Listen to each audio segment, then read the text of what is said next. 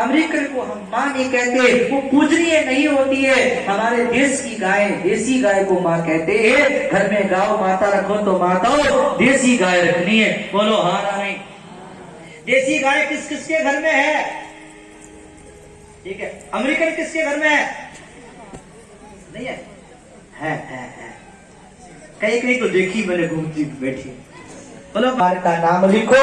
भागवत के पहले श्लोक में वेद व्यास जी महाराज ने भगवान को याद किया, और याद करते वेद व्यास जी बड़ा सुंदर भाव लिख रहे। ब्रह्म हृदयादि कवये मोयन्ति यत् सूरयः तेजो आर्यदाम यथा विनिमयो यत्र तिर्सर्गो मृषा धामनाशं सदा निरस्तकुहकं सत्यं परम धी। भगवान बोलो बाकी हरिलाल की। नाम अनेक हैं, उसके रूप अनेक हैं, उसकी लीलाएं अनेक है।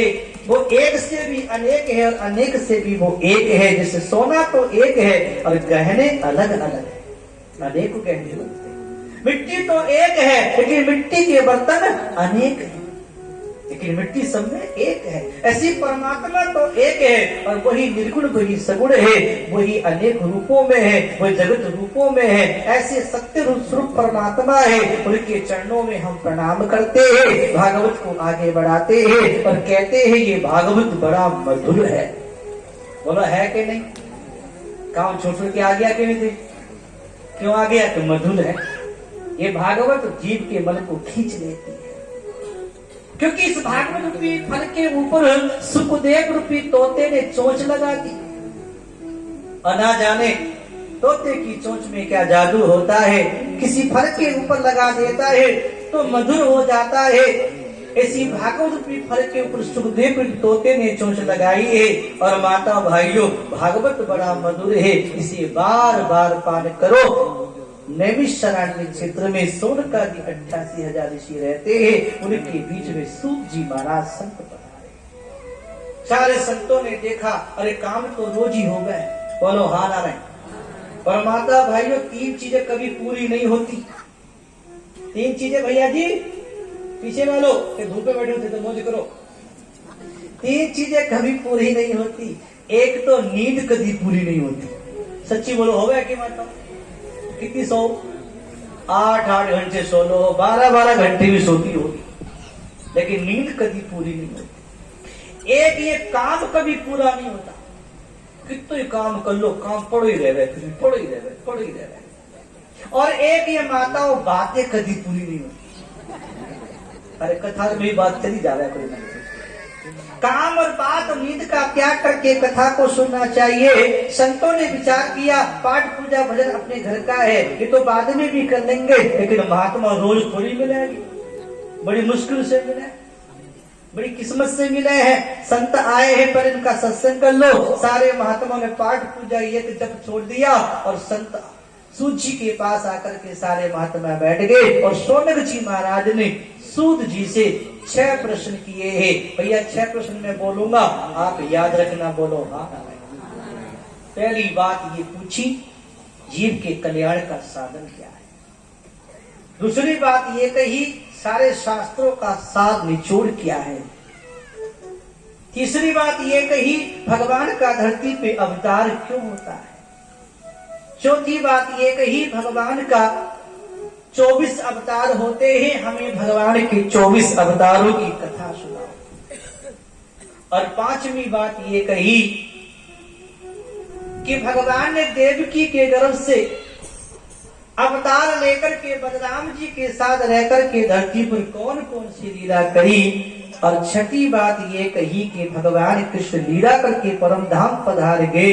भगवान के जाने के बाद धर्म की रक्षा कैसे हुई, धर्म किसकी संग में गया।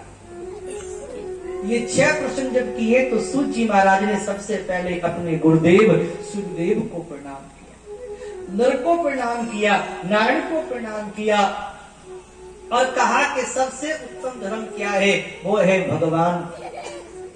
सबसे उत्तम धर्म वो है जिससे भगवान मिल जाए, मुक्ति मिल जाए। और वो धर्म कौन सा है कि दान तो करो लेकिन नाम मत करो। 1 लाख रुपए का दान अगर आपने दे दिया, बहुत अच्छी बात है, लेकिन उसके पीछे मन में ऐसा नहीं आना चाहिए कि मेरी को कोई माला पहनाए, मेरा कोई नाम जाए, करे तो करे, लेकिन अपने मन में कोई कामना नहीं होनी चाहिए। तो आपकी उस दान से आपको भगवान का प्रेम प्राप्त हो जाएगा। और कामना कर ली तो प्रेम तो मिलेगा नहीं, मुक्ति नहीं मिलेगी, यश मिलेगा, कीर्ति मिलेगी, नाम मिलेगा, वाहवा मिलेगी, मुक्ति नहीं मिलेगी। धन है तो धर्म के लिए, धन है तो काय के लिए भैया जी? दारू पीने के लिए। धन है तो दारू पीने के लिए नहीं है, गुटखा तंबाकू खाने के लिए नहीं है, फैशन करने के लिए धन नहीं है। धन है तो धर्म में लगाओ, धन से धर्म कमाओ। धर्म से क्या मिलेगा? पुण्य मिलेगा। पुण्य से क्या मिलेगा? पुण्य पुंज बिना मिले नहीं सत्संगा। पुण्य के पुंज से संत मिलेंगे। कौन मिलेंगे?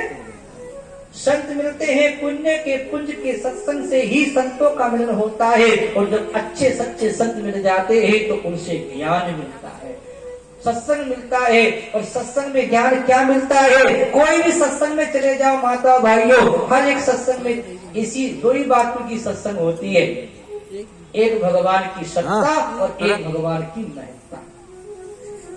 यानी भगवान है और संसार नहीं है। बोलो हाँ नहीं, जोर से बोला करो। होता हट्टी कट्टी घड़ी मोटी मोटी आवाज निकले को नहीं, जोर से बोलो हाँ। भगवान है और संसार नहीं है।